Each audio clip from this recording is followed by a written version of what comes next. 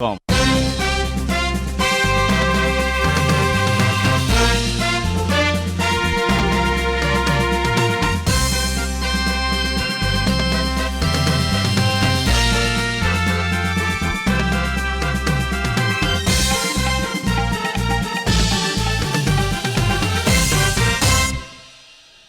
नमस्कार, म मदन खाती। नमस्कार, म कावेरी पौडेल। राति 8 बजेको जनता समाचारमा स्वागत छ। सबैभन्दा पहिले प्रमुख समाचार।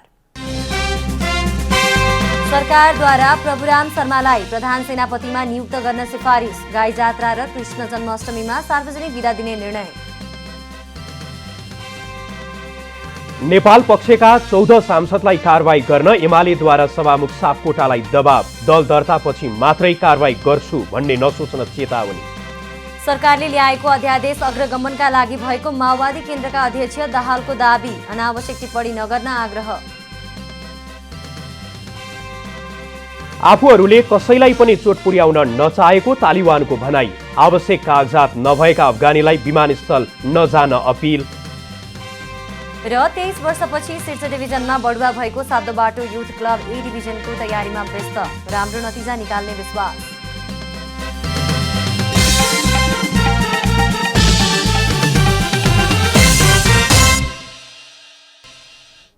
जनता समाचारमा अब पूरा समाचार।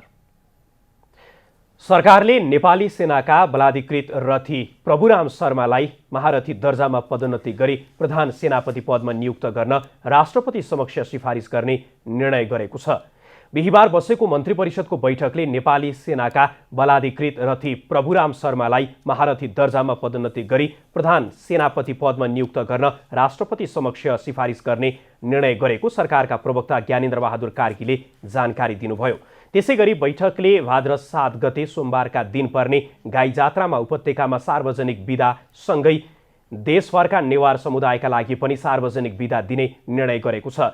त्यस्तै भाद्र 14 गते श्रीकृष्ण जन्माष्टमी पर्वमा सार्वजनिक बिदा दिने निर्णय गरिएको प्रवक्ता कार्कीले जानकारी दिनुभयो। मन्त्री परिषद बैठकले काठमाडौँ तराई मधेस द्रुतमार्ग आयोजनाका लागि आवश्यक रहेका विभिन्न सहायक संरचनाहरूको निर्माण गर्नका लागि मकवानपुर जिल्लाका कालभैरव सामुदायिक वन र गौरीशङ्कर सामुदायिक वनमा 5.22 हेक्टर थप वन क्षेत्र प्रयोग गर्न र त्यहाँ रहेका रुखहरू हटाउन स्वीकृति दिने निर्णय पनि गरेको छ। त्यसैगरी सहसचिव दिल्लीराम शर्मालाई विशिष्ट श्रेणीमा बढुवा गरेको तथा नेपाल टेलिभिजनका कार्यकारी अध्यक्ष डाक्टर महेन्द्र विष्टले दिनुभएको राजीनामा स्वीकृत गर्ने निर्णय गरेको पनि सरकारका प्रवक्ता कार्कीले जानकारी दिनुभएको छ। मन्त्री परिषदले सिँचाइ र ऊर्जा मन्त्रालयका केही वरिष्ठ इन्जिनियरहरूलाई द्वितीय श्रेणीबाट प्रथम श्रेणीमा बढुवा गरेको पनि उहाँले जानकारी दिनुभएको छ। नेकपा एमालेका अध्यक्ष केपी शर्मा ओलीले माधव नेपाल समूहका कारण पार्टी विभाजन भएको नभई केही टुक्रिएको मात्र बताउनु भएको छ। ओलीले नेपाल समूहले अन्य पार्टीसँग मिलेर एमालेलाई घात गरेको दाबी समेत गर्नुभएको छ। एमालेलाई कमजोर गर्ने र देशलाई अस्थिरतामा लैजाने अनेकन षड्यन्त्रहरू भएको ओलीको आरोप छ। माधव समूहको अनेक घात बीच पनि आफूले पार्टी एकताको प्रयास अन्तिम समयसम्म गरेको ओलीले बताउनु भएको छ। यो विभाजित भएको होइन, टुक्रिनु र विभाजित हुनु फरक कुरा हो। विभाजित होइन, टुक्रो चोइटो अलिकति उछिटिनु या त्यसबाट अलग हुनु अर्को कुरा हो। केही मानिसहरू पार्टीबाट अलग भएको हो, त्यसलाई त्यसै रूपमा लिनुपर्छ। कोसिसै गरेन भन्ने कुरो मैले 51 वर्ष अगाडि जति बेला कम्युनिस्ट पार्टी ससाना टुक्रा टुक्रामा विभाजित थियो, खास पार्टी जस्तो पार्टी कुनै पनि थिएन, त्यस बेला एउटा नयाँ आन्दोलन सुरु गर्ने, नयाँ एकीकरणको अभियान सुरु गर्ने त्यो काम गरेको थियो।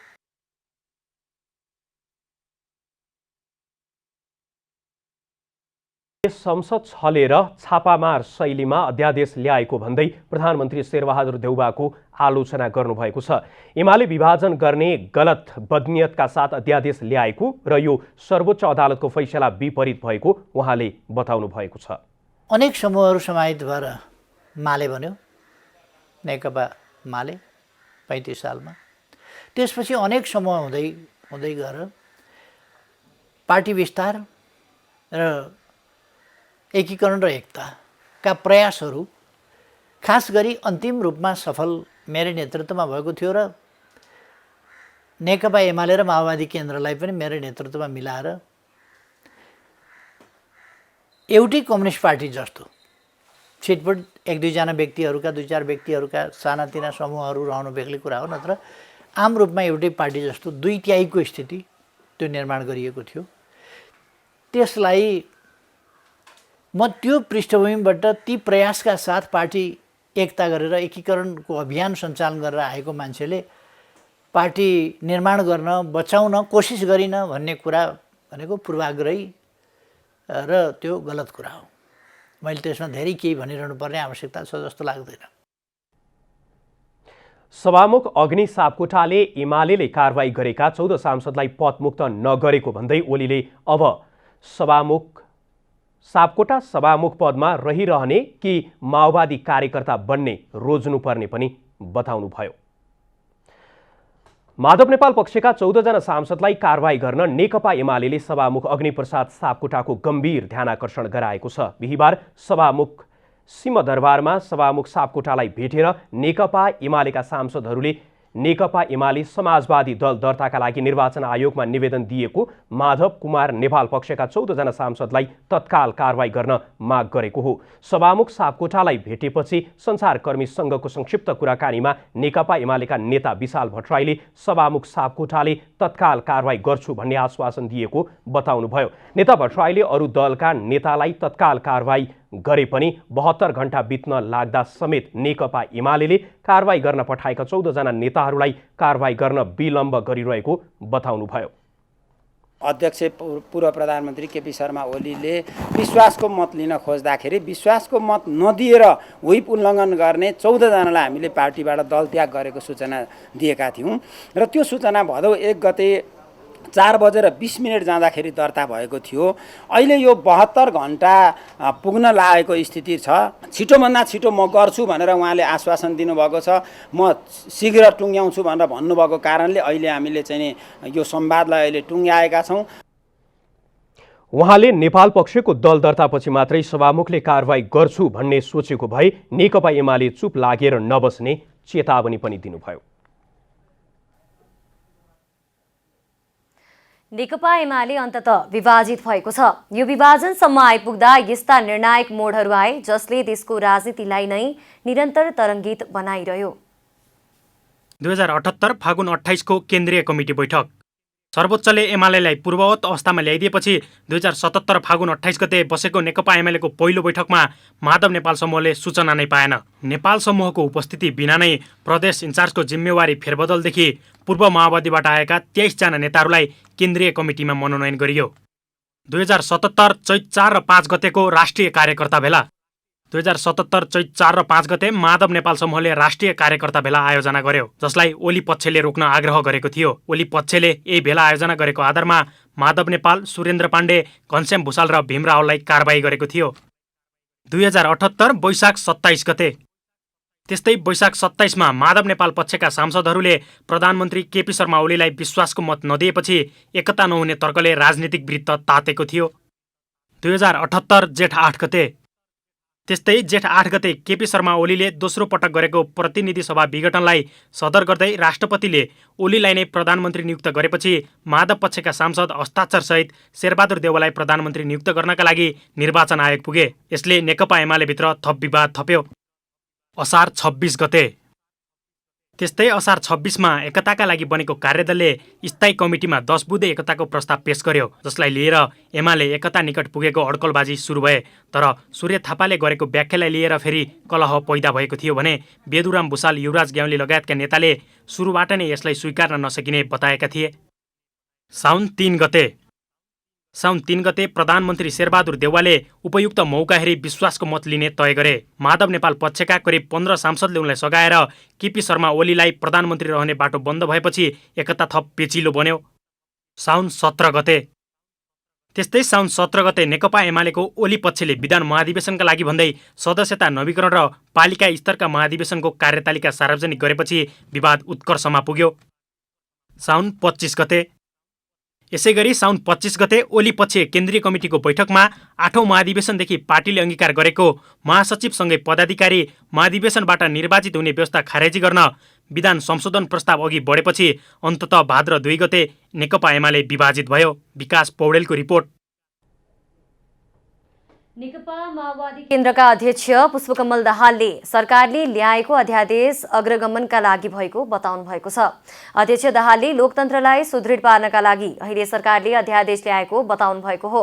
बिहिबार राजधानीमा समाजवाद केन्द्र नेपालद्वारा आयोजित 21औं शताब्दीमा मार्क्सवाद र समाजवाद विषयक अन्तर्क्रिया कार्यक्रममा माओवादी केन्द्रका अध्यक्ष दाहालले सरकारले लोकतन्त्रलाई मजबुत पार्नका लागि अध्यादेश ल्याएकाले अनावश्यक टिप्पणी नगर्न आग्रह गर्नुभएको छ।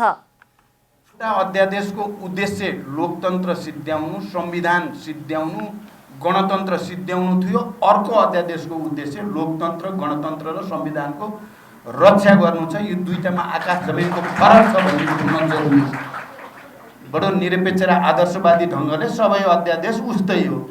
लोकतन्त्र रक्षा गर्नको लागि ल्याएको अध्यादेश नि उही हो, लोकतन्त्र माग्न ल्याएको अध्यादेश नि अध्यादेशै हो भन्ने कुराले प्रविधि र टेक्निकल कुरालाई हेर्ने, राजनीतिलाई कमान्डमा राख्ने राजनीतिक उद्देश्य बिर्सिने गल्ती चाहिँ हामीले गर्न हुन्न। उहाँले मन्त्री परिषद विस्तारको कार्य समेत छिटै सक्ने गरी छलफल चलिरहेको बताउनु भएको छ। त्यस्तै कार्यक्रममा जसपा संघीय परिषद अध्यक्ष डाक्टर बाबुराम भट्टराईले आजको युग सुहाउँदो समाजवादमा लाग्नुपर्नेमा जोड दिनुभएको छ। खाका दिएका हुन् र समाजवादका मोडेल चाहिँ जुन गत 100 वर्षमा प्रयोग गरिए ती सही देखा परेनन्।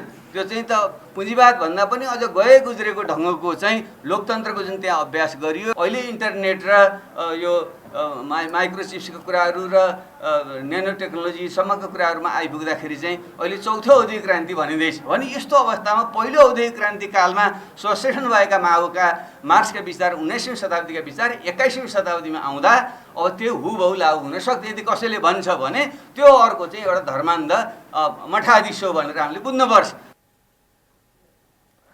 नेता भट्टराईले समाजमा वर्गका स्वरूप र विज्ञान परिवर्तन भएकाले मार्क्सवाद पुरानै अवस्थामा लागू हुन नसक्ने बताउनु भएको छ। कार्यक्रममा नेताहरूले मार्क्सवादलाई समाज सुहाउँदो रूपमा परिमार्जन गरेर अघि बढाउनु पर्नेमा विशेष जोड दिएका थिए।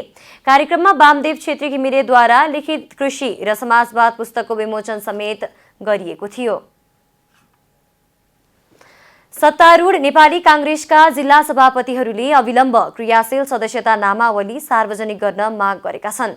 प्रधानमन्त्री समेत रहनुभएका सभापति शेरबहादुर देउवालाई ध्यानाकर्षण पत्र बुझाउँदै जिल्ला सभापतिहरूले अविलम्ब क्रियाशील सदस्यता नामावली सार्वजनिक गर्न माग गरेका हुन्। वरिष्ठ नेता पौडेल पक्षीय सभापतिहरूले पार्टी केन्द्रीय कार्यालयलाई इमेल मार्फत पठाएको ध्यानाकर्षण पत्रमा निर्धारित मापदण्ड बमोजिम सदस्यहरूको निराकरण गर्न तथा स्वच्छ निष्पक्ष महाधिवेशन सुनिश्चित गर्न पनि आग्रह गरिएको छ। केन्द्रीय कार्यसमितिले भदौ 18बाट वडा अधिवेशन आरम्भ गर्ने कार्यतालिका सार्वजनिक गरे पनि आजसम्म कुन जिल्लाका कुन समस्या के कसरी समाधान भए र क्रियाशील सदस्यताको अध्यावधिक अवस्था के छ भन्ने बारे अझै सार्वजनिक नगरिएको प्रति उनीहरूले आपत्ति जनाएका छन्। पौडेल पक्षीय सभापतिहरूले 100% भन्दा बढी एन्ट्री भएका पार्टीको तहगत सिफारिस नभएर सोझै माथिबाट थपिएका तथा अन्य पार्टीबाट समायोजनका नाममा बिना आधार जथाभावी इन्ट्री गरिएका नामहरू अविलम्ब हटाउन र तहगत सिफारिस भएर पनि इन्ट्री नभएका नामहरू तत्काल समावेश गर्न माग गरेको बाँकेको सभापति किरण कोइरालाले जानकारी दिनुभयो। पार्टीको वैधानिकता र क्रियाशील सदस्यताको पारदर्शिता सम्बन्धी आफूहरूका सामूहिक चासो र चिन्ताको गम्भीरतापूर्वक समाधान नभए कठोर कदम चल्न समेत बाध्य हुने जिल्ला सभापतिहरूले चेतावनी समेत दिएका छन्। जनता समाचारमा अब छोटो विश्राम। सरकारद्वारा प्रभुराम शर्मालाई प्रधान सेनापतिमा नियुक्त गर्न सिफारिस, गाई जात्रा र कृष्ण जन्माष्टमीमा सार्वजनिक बिदा दिने निर्णय। नेपाल पक्षका 14 सांसदलाई कारबाही गर्न एमालेद्वारा सभामुख सापकोटालाई दबाव, दल दर्तापछि मात्रै कारबाही गर्छु भन्ने नसोच्न चेतावनी। सरकारले ल्याएको अध्यादेश अग्रगमनका लागि भएको माओवादी केन्द्रका अध्यक्ष दाहालको दाबी। अनावश्यक टिप्पणी नगर्न आग्रह। आफूहरूले कसैलाई पनि चोट पुर्याउन नचाहेको तालिबानको भनाई। आवश्यक कागजात नभएका अफगानीलाई विमानस्थलमा नजान अपिल। र 23 वर्षपछि शीर्ष डिभिजनमा बढुवा भएको सातोबाटो युथ क्लब ए डिभिजनको तयारीमा व्यस्त, राम्रो नतिजा निकाल्ने विश्वास।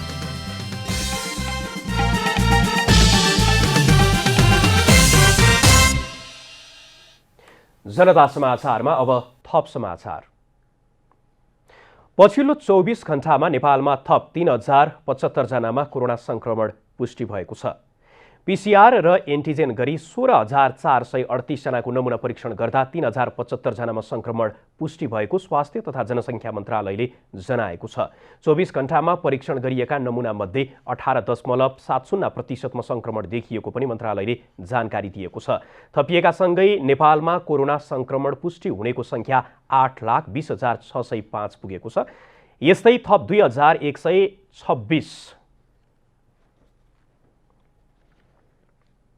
जना निको भएसँगै कोरोना संक्रमण मुक्त हुनेको संख्या 6,91,279 पुगेको छ। यसैगरी पछिल्लो 24 घण्टामा थप 33 जनाको कोरोना संक्रमणबाट मृत्यु भएसँगै नेपालमा कोरोना संक्रमणबाट मृत्यु हुनेको संख्या 10,429 पुगेको छ। नेपालमा अहिले 40,500 जना सक्रिय संक्रमित रहेकोमा 739 जनाको आइसियु र 168 जनाको भेन्टिलेटरमा उपचार भइरहेको मन्त्रालयले जनाएको छ। कोरोना संक्रमितको उपचारमा प्रभावकारी देखिएको नाइट्रिक अक्साइडको डाइटरी सप्लिमेन्ट नेपाललाई प्रदान गरिने भएको छ। अमेरिकी टेक्सास राज्यका पूर्व सिनेटर ड्यान सेलीले वसन्त चौधरी फाउन्डेसन र Norvic initiative for nutrition and हेल्थको पहलमा कोरोना संक्रमितको उपचारमा प्रभावकारी देखिएको नाइट्रिक अक्साइडको डाइटरी सप्लिमेन्ट करिब 7,50,000 अमेरिकी डलर मूल्य बराबरको 10,000 बोतल नेपाललाई प्रदान गर्नुहुने आज आयोजित एक पत्रकार सम्मेलनमा जानकारी दिएको छ। सेलीले यस डाइटरी सप्लिमेन्टको प्रयोगले उच्च जोखिममा रहेका वा पर्न सक्ने कोभिड संक्रमितको ज्यान बचाउन उपयोगी हुने विश्वास व्यक्त गर्नुभयो। So nitric oxide is known to improve oxygenation. It decreases the propensity of blood clotting. So one of the major medical and clinical problems with COVID is an increased risk of blood clotting, increased heart attacks, strokes, pulmonary embolisms. There's recent clinical observations revealed that systemic inflammation in COVID patients in multiple organs. When nitric oxide is lost, you get an increase in inflammation. COVID-19 का बिरामीको शरीरभित्र nitric अक्साइडको सामान्य अंश समेत उत्पादन नहुँदा समस्या देखिने गरेको अध्ययनले पत्ता लागेको बताइएको छ। यस पदार्थले रक्तचापको व्यवस्थापनका साथै शरीरको अक्सिजन स्याचुरेसन व्यवस्थापन गर्न समेत मद्दत गर्ने साथै नाइट्रिक अक्साइडले इन्फेक्सन घटाउने तथा कोरोना भाइरस सहितका अन्य इन्फेक्सन विरुद्ध लड्ने प्रतिरोधात्मक भूमिकाको कार्य गर्ने बताइएको छ। कोभिड-19 महामारीका बीच नेपालमा नयाँ कम्पनी दर्ता गर्नेको संख्यामा उल्लेख्य वृद्धि भएको छ। कोभिडका कारण विदेशमा र स्वदेशमै रोजगारी गुमाई स्वरोजगार बन्न चाहने र सरकारले उद्यमी बन्न चाहनेलाई प्रदान गरेको छुटका कारण दर्ता हुने कम्पनीको संख्या बढेको कम्पनी रजिस्ट्रार कार्यालयको भनाइरहेको छ। कोरोना महामारीका कारण अहिले व्यापार व्यवसायले गति लिन सकेको छैन। भइरहेका कतिपय व्यवसाय समेत बन्द हुने अवस्थामा छन्। यस्तो अवस्थामा जो कोहीले नयाँ व्यापार व्यवसाय गर्न कम्पनी दर्ता गराउलान् उत्तर आउन सक्छ सम्भव छैन। तर कम्पनी रजिस्ट्रारको कार्यालयमा पुग्दा दृश्य फरक देखिन्छ। त्यहाँ दैनिक कम्तीमा 200 जना फाइल बोकेर कम्पनी दर्ता गराउन पुग्ने गरेका छन्।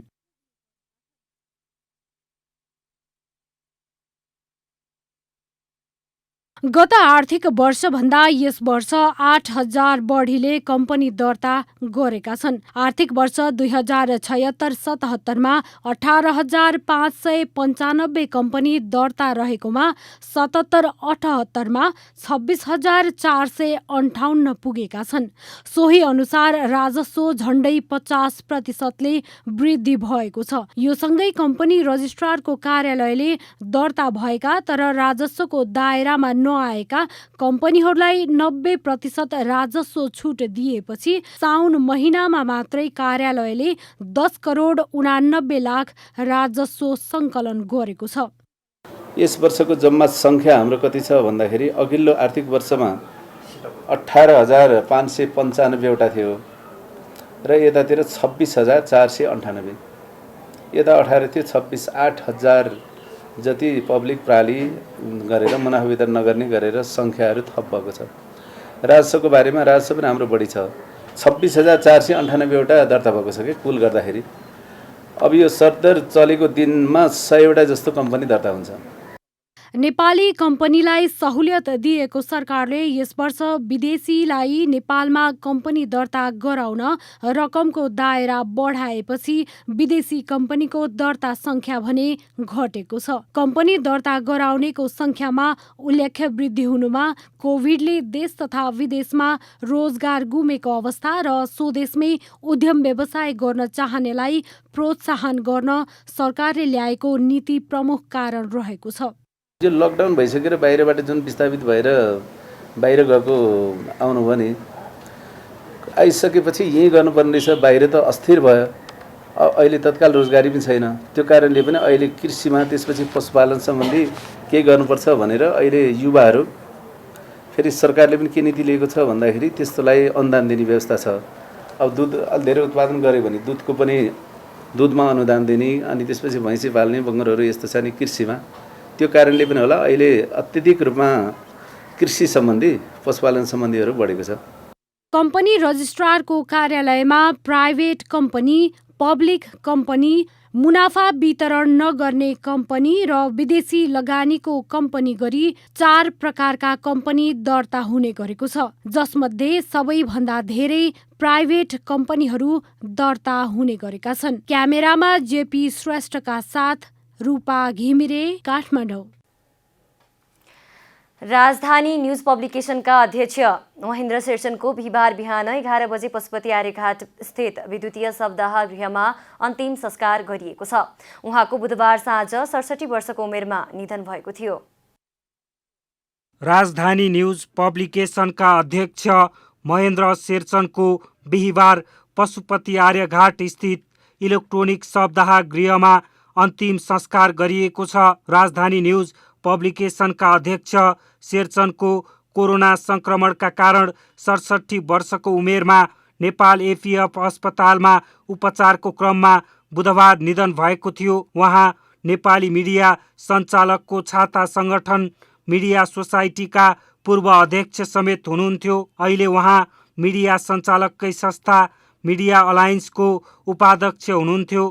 महेन्द्र शेरचन आधारभूत तहबाट, आधारभूत वर्गबाट उठेको सञ्चार उद्यमी, सञ्चारकर्मी, पत्रकार, प्रकाशक, लेखक, पूर्व संविधान सभा सदस्य सबै हुनुहुन्थ्यो। एउटा बहुआयामिक व्यक्तित्व, एउटा दुर्गम जिल्लामा जन्मेर पनि सञ्चार क्षेत्रमा धेरै मेहनत गर्नुभएको मानिस हुनुहुन्थ्यो। काम गर्ने कर्मचारीहरू बाहिर देख्दाखेरि ग्ल्यामर छ, तर काम गर्ने कर्मचारीहरूलाई विकर्षणको क्षेत्र बनिरहेको यो अवस्थाबाट कसरी अन्त्य गर्ने भनेर उहाँ समेत मिलेर हामीले मिडिया अलायन्स नेपाल बनाएका छौँ। उहाँ त्यसको हाम्रो उपाध्यक्ष हुनुहुन्थ्यो र उहाँको निधनले वास्तवमा हाम्रो सञ्चार क्षेत्रलाई धेरै ठुलो क्षति भएको छ र हाम्रो जनता टेलिभिजन, हाम्रो जनता प्रसारण तथा प्रकाशन लिमिटेड, हाम्रो जनता प्रकाशन, हाम्रो जनता समाचार.com, हाम्रो जनता रेडियो सबैको तर्फबाट उहाँलाई म हार्दिक श्रद्धाञ्जली व्यक्त गर्न चाहन्छु। संविधान सभा सदस्य समेत रहनुभएका शेरचन विज्ञापन बोर्डका सदस्य समेत हुनुहुन्थ्यो। उहाँ वैदेशिक रोजगार व्यवसायी सङ्घका पनि संस्थापक अध्यक्ष हुनुहुन्थ्यो।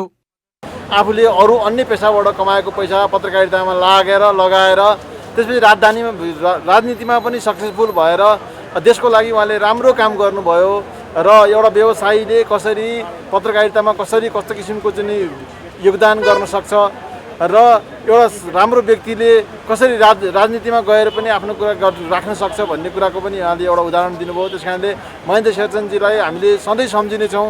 उहाँ एउटा मृदुभाषी, मिलनसार र पत्रकारको समस्यालाई बुझ्ने खालको त्यस्तो व्यक्ति हुनुहुन्थ्यो र उहाँले एउटा हिस्ट्रीमा एउटा फरक क्षेत्रबाट पत्रकारिताको माध्यमबाट सेवा गर्ने, समाजलाई एउटा सन्देश दिने जो प्रयत्न गर्नुभयो त्यो सधैँ इतिहासमा एउटा प्रशंसनीय र सम्झना लायक व्यक्ति।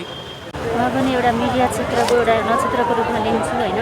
मैले पनि लामो समय 6-7 वर्ष काम गर्ने अवसर पाएको थिएँ। उहाँले गर्दाखेरि एकदम एउटा राजधानी भनेको अधिकांश पत्रकारहरूको लागि एउटा प्लेटफर्म जस्तो कि पत्रकारहरू चलन गर्ने ठाउँ जस्तो पनि बनेको थियो। सबै मिडिया क्षेत्रमा त्यहीँबाट काम गरेको हुन्छ। उहाँलाई एउटा मिडिया क्षेत्रको नक्षत्रको रूपमा गुमाएको एकदम साह्रै नै दुःखी छु। उहाँका श्रीमती 3 छोरा र 1 छोरी रहेका छन्। क्यामेरामा शैलेन्द्र गोविन्द अमात्य र प्रदीप मानसिंहका साथ अभिषेक सापकोटाको रिपोर्ट। अब आर्थिक समाचार। आर्थिक समाचारका साथमा हुलास भए अरू किन खोज्ने।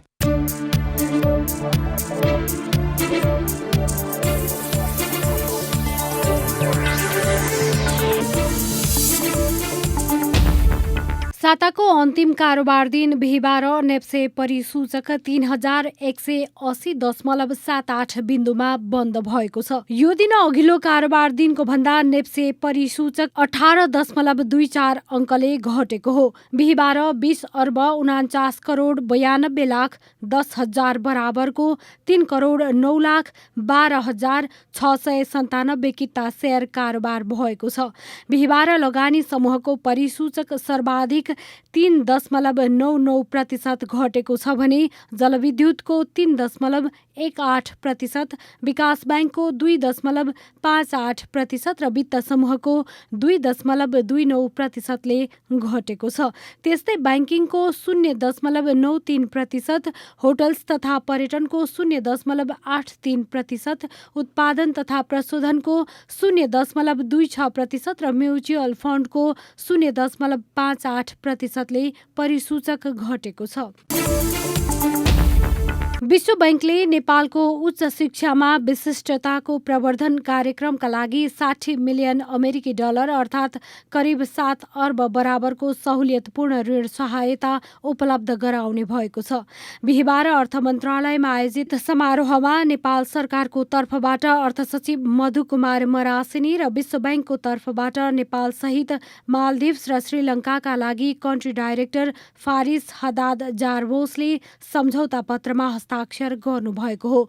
कार्यक्रमले नेपालको उच्च शिक्षामा सुधार गर्न, सिकाइमा सूचना प्रविधिको प्रयोग बढाउन र पिछडिएका तथा जोखिममा रहेका विद्यार्थीहरूलाई शैक्षिक संस्थासम्मको पहुँच बढाउन सहयोग पुग्ने विश्वास गरिएको छ। ब्याङ्कहरूले हालै सार्वजनिक गरेको तथ्याङ्क अनुसार 26वटा वाणिज्य ब्याङ्कहरूले गत आर्थिक वर्ष 2077-78 को 12 महिनामा अर्थात् चौथो त्रैमासिकको अन्तसम्ममा कुल 59 अर्ब 57 करोड 79,72,000 रुपैयाँ खुद नाफा आर्जन गर्न सफल भएका छन्। यस्तो नाफा अघिल्लो आर्थिक वर्ष 2076-77 को सोही अवधिमा कुल 48 अर्ब 42 करोड 4,68,000 मात्र रहेको थियो। समीक्षा अवधिमा ब्याङ्कहरूले थप 11 अर्ब 15 करोड 75,04,000 रुपैयाँ बढीले नाफा आर्जन गर्न सफल भएका छन्, जुन अघिल्लो वर्षको तुलनामा 23.04%ले नै बढी नाफा आर्जन हो। यो हिसाबले अन्य व्यावसायिक क्षेत्रहरू कोभिड-19 का कारण प्रताडित भइरहँदा पनि ब्याङ्किङ क्षेत्रले भने राम्रो व्यापार गरिरहेको स्पष्ट देख्न सकिन्छ। त्यति मात्र नभएर केही ब्याङ्कहरूको नाफाको दरलाई हेर्ने हो भने झनै आक्रामक देखिन्छ। यस्तै गत आर्थिक वर्षमा राष्ट्रिय स्तरका विकास ब्याङ्कहरूले समेत खुद नाफा 5 अर्ब बढी गरेका छन्, जुन अघिल्लो आर्थिक वर्षको तुलनामा 68.95% अर्थात् 2 अर्ब 28 करोड 49 लाख रुपैयाँ बढी हो। अघिल्लो आर्थिक वर्षको राष्ट्रिय स्तरका विकास ब्याङ्कहरूको खुद नाफा 3 अर्ब 39 लाख रुपैयाँ थियो। साथै सो अवधिमा 8वटा राष्ट्रिय विकास ब्याङ्कहरूले 4 अर्ब 10 करोड 58 लाख रुपैयाँ वितरणयोग्य नाफा आर्जन गरेका छन्। गत आर्थिक वर्षको असार मसान्तसम्म 8वटा राष्ट्रिय स्तरका विकास बैंकहरूको कुल चुक्ता पुँजी 26 अर्ब 92 करोड 33 लाख रुपैयाँ छ, जसका आधारमा राष्ट्रिय स्तरका विकास बैंकहरूले गत आर्थिक वर्षको नाफाबाट लगानीकर्ताहरूलाई औसतमा 15.25% लाभांश वितरण गर्न सक्ने क्षमता राख्छन्। हाल नेपालमा 18वटा विकास बैंकहरू सञ्चालनमा छन्, जसमध्ये 8वटा राष्ट्रिय स्तरका र 10वटा क्षेत्रीय स्तर र जिल्ला स्तरका विकास बैंकहरू रहेका छन्। जनता टेलिभिजनका लागि रूपा घिमिरे, काठमाडौँ।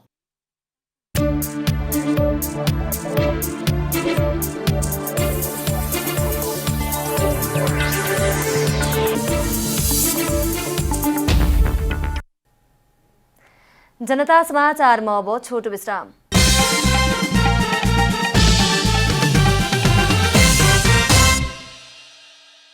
जति खाए उति यो खाउ खाउ लाग्छ किन गोल्डन कुकी। बिहान साँझ या कुनै छेडमा गोल्डन कुकी। ओहो मनले त यो कहाँ मान्छ र बाडी चुडी खाऊ गीत गाऊ अनि माया लाऊ हामी सबै रमाऊ। गोल्डन कुकीज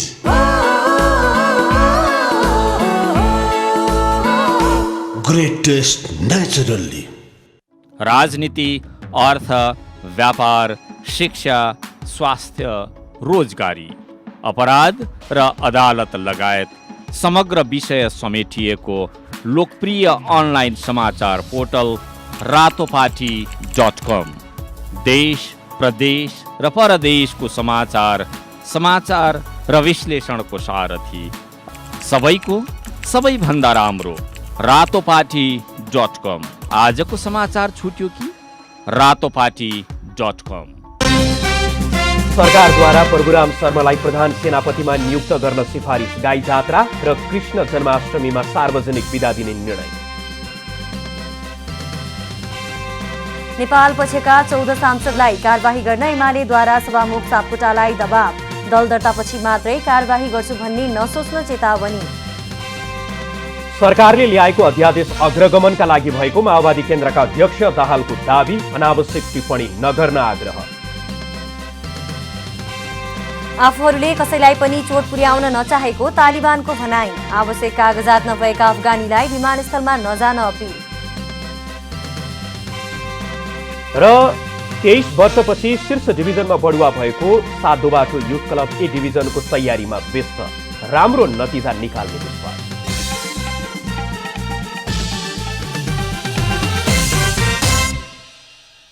जनता समाचारमा अब अन्तर्राष्ट्रिय समाचार।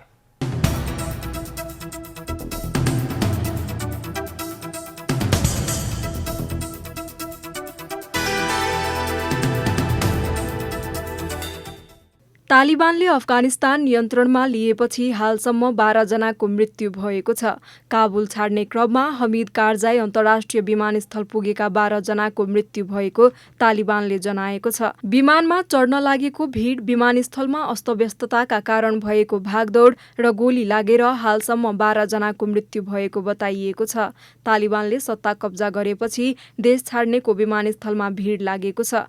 केही दिन अघि मात्रै अमेरिकी विमानमा जबरजस्ती चढेका 5 जनाको खसेर मृत्यु भएको थियो। तालिबानले पासपोर्ट, टिकट लगायत नभएका अफगानीलाई विमानस्थलमा नजान आग्रह समेत गरेको छ।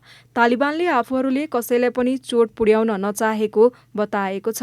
काबुल विमानस्थलमा हाल पनि सयौंको संख्यामा मानिसहरू पुगिरहेका छन्। अफगानीहरूले अस्ट्रेलिया र बेलायती सरकारलाई नियम बनाएर आफूहरूको उद्धार गरिदिन आग्रह गरेका छन्।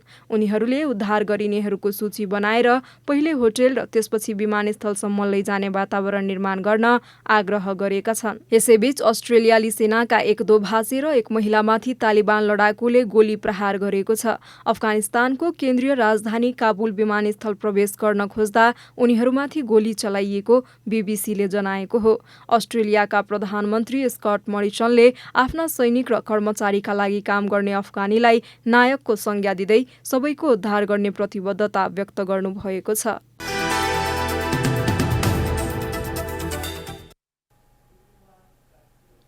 अब खेलकुद समाचार।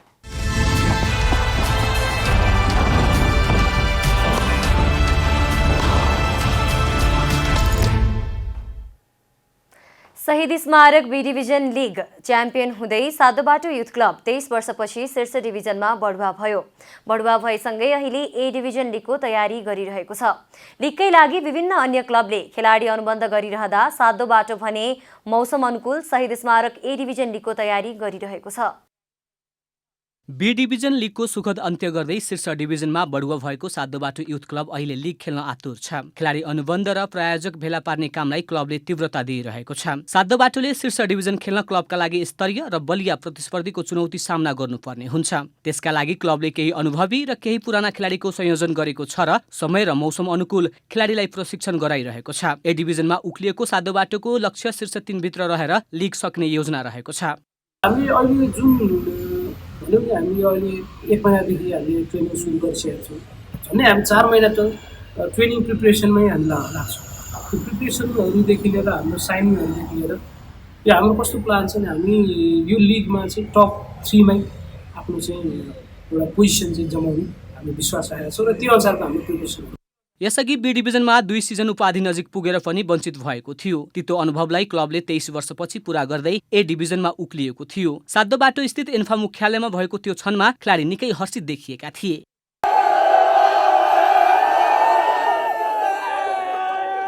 2057 मा स्थापना भएको सातोबाटो सी डिभिजन र त्यसको 10 वर्षपछि बी डिभिजनमा उक्लिएको थियो। बी डिभिजन लिगमा उत्कृष्ट खेल प्रदर्शन गरेका बसन्त तामाङले बलिया क्लबको चुनौतीलाई सामना गर्दै राम्रो नतिजाका लागि ए डिभिजन लिग खेल्ने बताए। त्यसलाई तिगार्ने काम चाहिँ हाम्रो कोचले गरिरहनु भएको छ क्या। अनि त्यही कोचको रणनीतिलाई नै हामीले हुन्छ नि लिएर हामी अगाडि बढ्ने एउटा टार्गेट लिएका छौँ। क्लबलाई खेलाडी अनुबन्ध र क्लब सञ्चालन गर्न आर्थिक पाटो निकै महत्त्वपूर्ण हुन्छ। क्लबको आफ्नो भवन भएकाले बहालबाट उठ्ने रकम र इन्फाले दिने तयारी खर्च क्लबका लागि केही सहयोगी हुनेछ, तर सञ्चालनका लागि पर्याप्त भने हुने छैन। आर्थिक चाहिँ म्यानेजमेन्ट, आर्थिक कलेक्सन गर्ने रिसोर्सेसहरू कसरी जुटाउनु पर्छ भन्ने मलाई राम्रो एउटा चाहिँ एक्सपिरियन्स त्यो चाहिँ हामी बी र तपाईँको एमा हामीले त्यसमा धेरै मेहनत गर्नुपर्ने हामीले देखिरहेको छौँ। त्यसो त एएफसीका क्लब लाइसेन्सिङका मापदण्ड जस्तै आफ्नै अभ्यास मैदान, एकाडेमी सञ्चालन लगायत मापदण्ड पूरा गर्न पनि क्लबका लागि अर्को चुनौती छ। शीर्ष डिभिजनमा उक्लिएको क्लबलाई बलिया क्लबको सामना गर्न पक्कै सहज भने छैन। एएफसी र फिफाका कडा नियम र ए डिभिजनमा हुने ठूलो खर्च धानेर सफलता पाउनु पनि सातोबाटोका लागि ठूलो चुनौती रहेको छ। अब मौसम समाचार।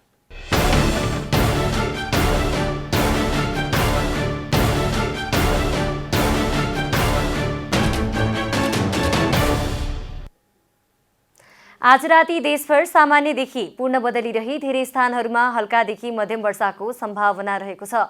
प्रदेश 1, प्रदेश 2, गण्डकी प्रदेश र सुदूरपश्चिम प्रदेशका 1 वा 2 स्थानहरूमा मेघगर्जन र चट्याङसहित भारी वर्षाको सम्भावना रहेको जल तथा मौसम पूर्वानुमान महाशाखाले जनाएको छ।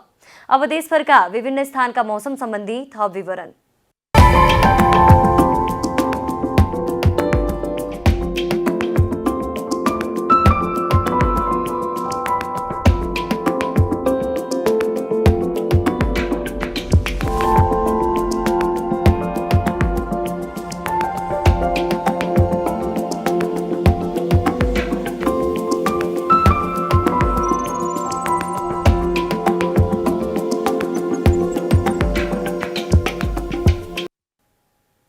अन्त्यमा आजको डायरी।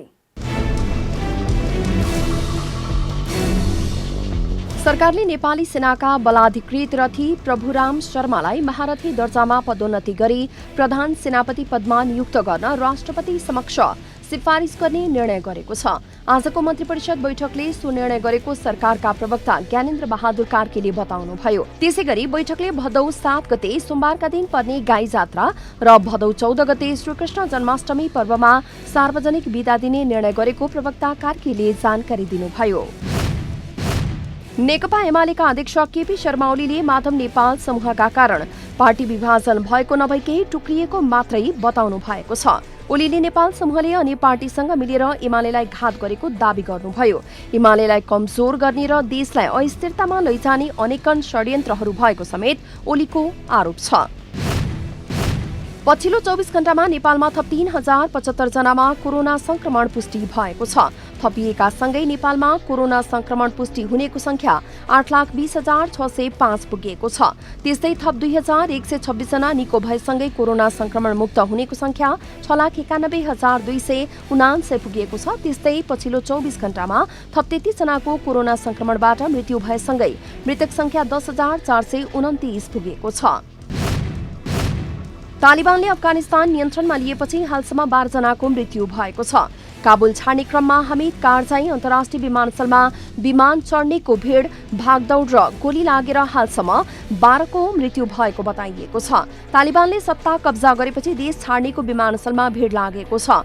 तालिबानले पासपोर्ट, टिकट लगायत नभएका अफगानीलाई विमानस्थल नजान आग्रह गरेको छ। तालिबानले आफूहरूले कसैलाई पनि चोट पुर्याउन नचाहेको बताएको छ। शहीद स्मारक बी डिभिजन लिग च्याम्पियन हुँदै 7 दोबाटो युथ क्लब 23 वर्षपछि शीर्ष डिभिजनमा बढुवा भयो। बढुवा भएसँगै अहिले ए डिभिजन लिगको तयारी गरिरहेको छ। लिगकै लागि विभिन्न अन्य क्लबले खेलाडी अनुबन्ध गरिरहँदा 7 दोबाटो भने मौसम अनुकूल शहीद स्मारक ए डिभिजन लिगको तयारी गरिरहेको छ।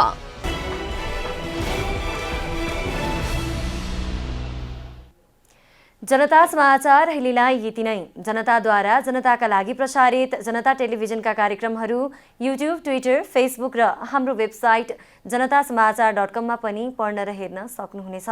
सूचनामा तपाईको सहभागिता, समयमा समाचार हाम्रो प्रतिबद्धता। कोरोना भाइरसको संक्रमणबाट बच्न नियमित रूपमा हात धौँ, भिडभाडबाट टाढै रहौँ, मास्कको अनिवार्य प्रयोग गरौँ। नमस्कार।